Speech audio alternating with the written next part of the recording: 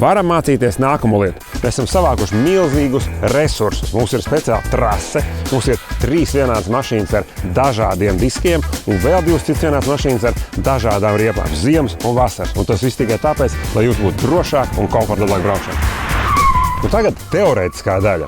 Gīna, klausies, agrāk bija leduskapiem un tam līdzīgām mantām visādi ABC un krāsiem burtiņi, bet tagad arī ir ievānši jāskatās kaut kādas tabulas un bultiņas, un cilvēkam nevienmēr ir skaidrs, kas tur uzzīmē. Jā, nu tur runā par šiem labelingiem. Jā, nu, man tas asociējās ar ko elektrotehnikas sadzīves. Es gribētu izstāstīt, parādīt, kā raudzīties uz šo labelingu. Kā lasīt? Mēs šeit redzam, ka ir 2 sadaļas lielās. Tā ir degvielas ekonomija. Nu, pēc bildītes var saprast, tas ir cik taupīgi ripos. Un bremzēšana uz slapja asfalta. Tas var būt pretējas lietas. Ja labi bremzē, tad arī pašvak ripo. Principā, jā. Bet kā mēs gribētu pievērst uzmanību, redziet, šeit ir ar zaļu A un B degvielas ekonomija.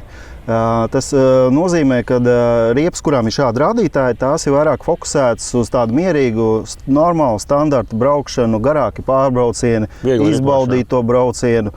Ja, un jo zemāki, tas nenozīmē, ka riepa ir slikta, vai viņa, tāpēc, ka degviela slikta, bet tas nozīmē, ka riepai ir cits fokus. Tās parasti ir gudri izsakoties ultra high performance, jeb augstas veiktspējas riepas, tas ir lielākajos izmēros, lielākiem ātrumiem paredzēts maksimālais saķerei, dinamiskai braukšanai. Jā.